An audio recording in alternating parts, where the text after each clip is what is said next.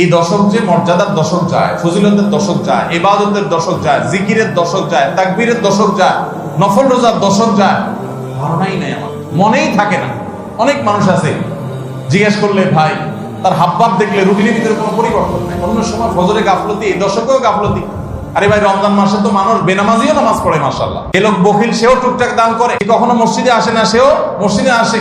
যে কোরআন ছুঁয়ে দেখে না, সেও একটু কোরআন ছোঁয়, কারণ রমজান ইবাদতের মৌসুম চলছে। তাহলে জিলহজের প্রথম দশকে এরকম ইবাদতের ছিটা ফোটা, ইবাদতের কোনো আবহ, ইবাদতের কোনো পরিবেশ, ইবাদতের কোনো আলামত, চিহ্ন আমাদের সমাজে, আমাদের পরিবারগুলোতে দেখা যায় না। এই আমলগুলো হারিয়ে যাচ্ছে সমাজ থেকে। এগুলোকে চিন্তা করবো তো ইনশাআল্লাহ। জিলহজের প্রথম 10 দিনের আমল, ইবাদত, নেকামল, ভালো কাজ, এটা আল্লাহর কাছে এত প্রিয়, অন্য কোন সময়ের আমল ইবাদত, অন্য কোন দিনের আমল ইবাদত আল্লাহর কাছে এত প্রিয় না। আমরা কোরআন এবং হাদিসের আলোকে 11টি আমলের কথা বলতে পারি। এই 11টি আমল এই দশকের জন্য খাস, স্পেশাল। নাম্বার 1 নম্বর এই দশকের আমল হলো বেশি বেশি আল্লাহর জিকির করা। সূরা তাওবাতে আল্লাহ রাব্বুল আলামিন এই দশককে ইঙ্গিত করে বলেছেন যে তোমরা আল্লাহ তাআলার জিকির করো ফি আইয়ামিন মা'দুদাত, নির্দিষ্ট দিনসমূহে, নির্ধারিত দিনগুলোতে তোমরা আল্লাহর জিকিরে মাশগুল থাকো। এখানে আল্লাহর জিকির যে নির্দিষ্ট দিনগুলোতে রাখার কথা বলা হয়েছে, সেই আয়াতের ব্যাখ্যা আবারও তাফসীর ইবনে কাসিরে এবং ইবনে আব্বাস রাদিয়াল্লাহু আনহু সহ আরো অন্য মুফাসসিরদের থেকে বর্ণিত হয়েছে যে নির্দিষ্ট দিন বলতে জিলহজের প্রথম 10 দিনকে আল্লাহ তাআলা মিন করেছেন।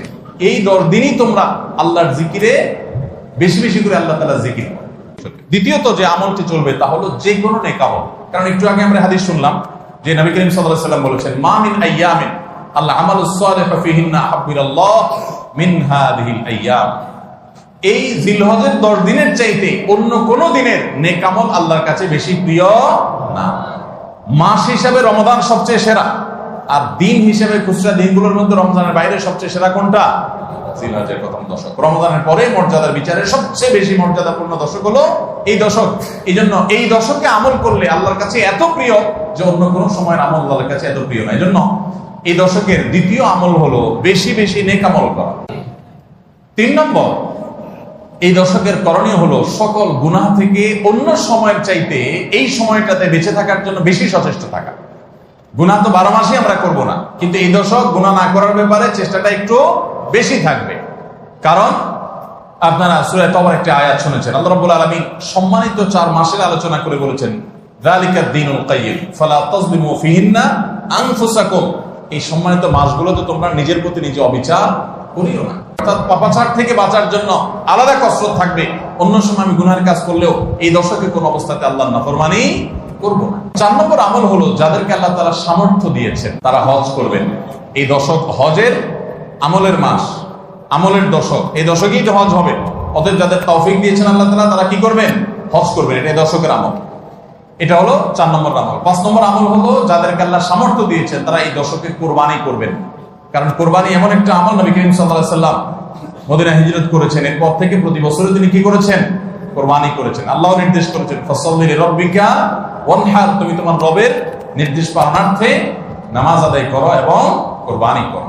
6 নম্বর হলো যাদের কুরবানি করার ইচ্ছা আছে তারা জিলহজের চাঁদ ওঠার আগে আগে, জিলকদ মাসের শেষ দিনের মধ্যে তাদের হাতের নখ, চুল, গোফ, অবাঞ্ছিত লোম এগুলো সব কেটে পরিষ্কার করে ফেলবেন এবং এই দশক আর সেগুলোতে হাত দিবেন না।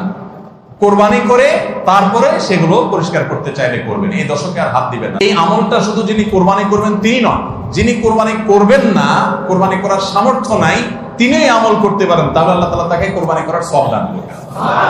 এমনকি কোন কোন সালাফ, কোন কোন সাহাবী থেকে আমলও বর্ণিত আছে যে বাসার বাচ্চা কাচ্চা যারা আছে তাদেরকেও এই দশকে চুল নখ ইত্যাদি কাটতে নিষেধ করেছেন। তাহলে চুল নখ ইত্যাদি কাটা থেকে বিরত থাকা এই 10 দিন, আগে কাটা এবং পরে কাটা, এই 10 দিন না কাটাকাটি না করা, এটা একটা মুস্তাহাব আমল। 7 নম্বর আমল হলো এই দশকে বেশি বেশি তাকবীর পাঠ করা। এটা তাকবীরে মুতলাক বলা হয়, সাধারণ তাকবীর। আল্লাহু আকবার, আল্লাহু আকবার, লা ইলাহা ইল্লাল্লাহ, আল্লাহু আকবার, আল্লাহু আকবার ওয়া লিল্লাহিল হামদ।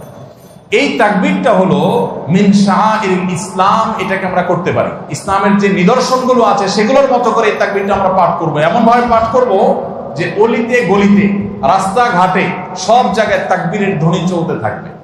কারোর ডিস্টার্ব করে না, মৃদু কণ্ঠে সব জায়গায় গুনগুনিয়ে আমাদের মুখ থেকে তাকবীর চলবে। আপনারা অনেকে হয়তো শুনে থাকবেন সাহাবায়ে কেরাম রিদওয়ানুল্লাহি তাআলা আজমাইনের মধ্য থেকে কেউ কেউ, আবু হুরায়রা রাদিয়াল্লাহু তাআলা আনহু, আরো কোন কোন সাহাবীর আমল বর্ণিত আছে যে জিলহজের প্রথম দশক শুরু হলে তারা বাজারে চলে যেতেন। বাজারে কেন যেতেন ভাই? শুধুমাত্র এই নিয়তে বাজারে যেতেন যে বাজারে গিয়ে অনেক মানুষজন থাকবে, তাদের সামনে গিয়ে উচ্চস্বরে তাকবীর পাঠ করব, আমার তাকবীর শুনে পুরো বাজারে সবাই গুনগুনিয়ে তাকবীর বলে উঠবে।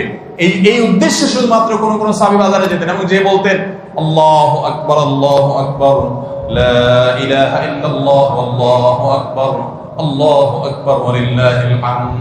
8 নম্বর আমল হলো এই তাকবীর তাহমিদ তাহলিলটাই বিশেষভাবে পড়া। বিশেষভাবে কখন? আইয়ামে তাশরিকে। আইয়ামে তাশরিক কাকে বলা হয় ভাই? জিলহজের 9 তারিখ ফজরের পর থেকে নিয়ে জিলহজের 13 তারিখ আসর পর্যন্ত, জিলহজের 9 তারিখ ফজর থেকে নিয়ে জিলহজের 13 তারিখ আসর পর্যন্ত প্রত্যেক নামাজের পর সবাই যার যার জায়গা, পুরুষরা সরবে আর মা বোনরা বাসা বাড়িতে নীরবে তারা তাকবীর পাঠ করবে না। 9 নম্বর আমল হলো জিলহজের 1 তারিখ থেকে 9 তারিখ পর্যন্ত এই 9 দিনই নফল রোজা রাখা। 10 নম্বর আমল হলো স্পেশালি বিশেষভাবে আরাফার দিনে অর্থাৎ জিলহজের 9 তারিখে রোজা রাখা। জিলহজের 9 তারিখে কি করা? রোজা রাখা। প্রথম 9 দিন সাধারণ, আর বিশেষভাবে 9 তারিখের গুরুত্ব আরো বেশি, কারণ নবী করিম সাল্লাল্লাহু আলাইহি ওয়াসাল্লাম বলেছেন সিয়ামু ইয়াউমি আরাফা আহতাসিবু আলাল্লাহি আন ইউকাফিরা আস-সানাতাল্লাতী ক্বাবলাহা ওয়াল্লাতী বা'দাহা। আরাফার দিনের রোজা অর্থাৎ জিলহজের 9 তারিখের রোজা, এই রোজা সম্পর্কে আল্লাহর কাছে আমার ধারণা, আল্লাহর প্রতি নবী সাল্লাল্লাহু আলাইহি ওয়াসাল্লাম বলছেন যে আমার ধারণা যে এই রোজার বিনিময়ে আল্লাহ তাআলা 1 বছর পূর্বের আর 1 বছর পরের অর্থাৎ আগামী 1 বছর এবং গত 1 বছরের গুনাহ আল্লাহ তাআলা মাফ করে দিবেন। 11 নম্বর আমল হলো ঈদুল আজহার সমস্ত সুন্নাতগুলো আমল করা। ঈদুল আজহার অনেকগুলো সুন্নাত আছে না? এই সুন্নাহগুলো সবগুলো আমল করা।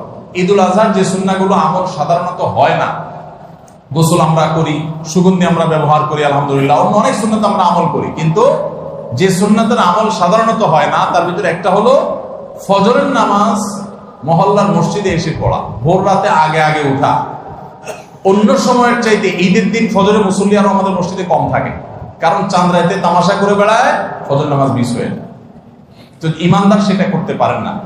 ঈদের সুন্নাহটা বিশেষভাবে আদায় করার চেষ্টা করা দরকার, অর্থাৎ জামাতের সাথে ফজর নামাজ পড়া দরকার, আগে আগে উঠা দরকার। ঈদের দিনের সুন্নাতগুলোর মধ্যে থেকে একটা। আরেকটা সুন্নাত আমাদের অবহেলিত, আদায় হয় না, সেটা হলো ঈদুল আজহা হোক আর ঈদুল ফিতর হোক, ঈদের নামাজ মাঠে পড়ার চেষ্টা করা দরকার। কোথায়? মাঠে। তাই বলে আবার রাস্তাঘাট আটকায় মানুষের অসুবিধা হয় সেভাবে করে ঈদের নামাজ ব্যবস্থা করেন না। ঈদুল আজহার আরেকটা সুন্নাত অবহেলিত, সেটা হলো ঈদুল আজহায় আমরা জানি যে প্রথম খাবার ঈদুল আজহার কোরবানির গোশত দিয়ে হবে, এটা সুন্নাত। এই দশক যে মর্যাদার দশক যায়, ফজিলতের দশক যায়, ইবাদতের দশক যায়, জিকিরের দশক যায়, তাকবীরের দশক যায়, নফল রোজার দশক যায়, ধারণাই নাই আমাদের, মনেই থাকে না। অনেক মানুষ আছে জিজ্ঞেস করলে ভাই তার হাবভাব দেখলে রুটিনের ভিতরে কোনো পরিবর্তন নাই। অন্য সময় ফজরে গাফলতি, এই দশকেও গাফলতি। আরে ভাই রমজান মাসে তো মানুষ বেনামাজিও নামাজ পড়ে, মাশাআল্লাহ, ঠিক না ভাই? ঠিক। যে লোক বখিল সেও টুকটাক দান করে, যে কখনো মসজিদে আসে না সেও মসজিদে আসে, যে কোরআন ছুঁয়ে দেখে না সেও একটু কোরআন ছোঁয়, কারণ রমজান ইবাদতের মৌসুম চলছে। তাহলে জিলহজের প্রথম দশকে এরকম ইবাদতের ছিটা ফোটা, ইবাদতের কোনো আবহ, ইবাদতের কোনো পরিবেশ, ইবাদতের কোনো আলামত, এর কোনো আপনার চিহ্ন আমাদের সমাজে, আমাদের পরিবারগুলোতে দেখা যায় না। তাহলে এই দশক ইবাদতের অত্যন্ত ফজিলতপূর্ণ দ্বিতীয় বৃহত্তর মৌসুম হওয়া সত্ত্বেও অবহেলিত দশক, অজানা দশক, এই আমলগুলো হারিয়ে যাচ্ছে সমাজ থেকে। এগুলোকে জিন্দা করবো তো ইনশাআল্লাহ। আল্লাহ রাব্বুল আলামিন আমাদের সবাইকে জিলহজের এই 10 দিনের ফজিলত এবং মর্যাদা প্রতি মুহূর্তে স্মরণ করার তৌফিক দান করুন। আমিন।